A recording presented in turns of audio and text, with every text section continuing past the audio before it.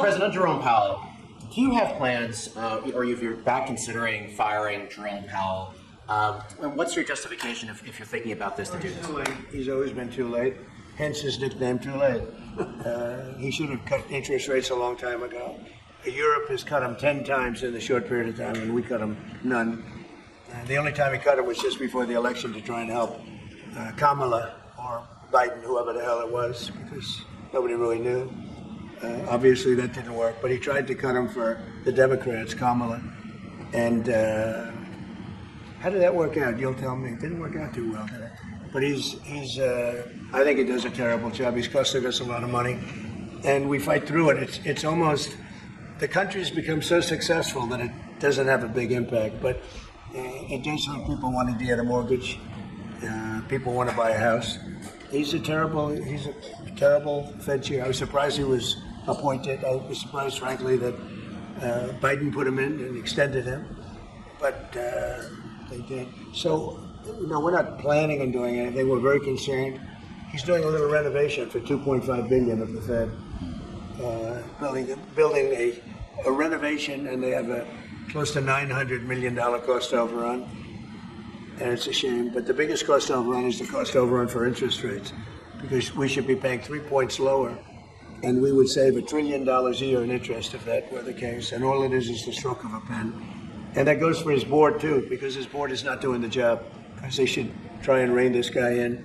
So he's doing a lousy job, but no, I'm not talking about that.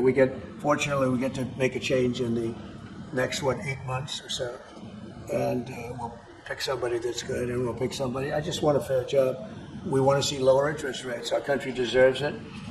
We're making a lot of money. We're doing great as a country. We have no inflation, record stock market, record business, record everything. Everything's a record now.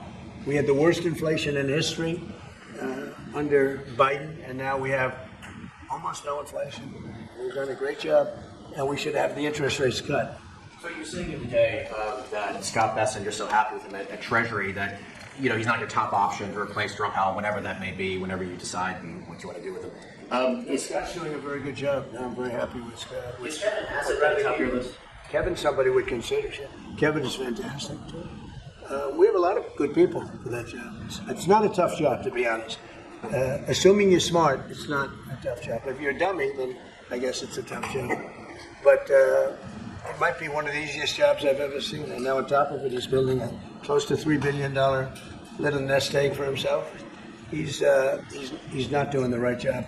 We should be saving $1 trillion a year on interest. When he talks about cost, we should be saving, think of it, $1 trillion a year. Add that with the tariffs and everything else. But he just doesn't want. He's a knucklehead. But we'll see how that. We'll see how he's listening to this. Yeah, that's a strange conversation.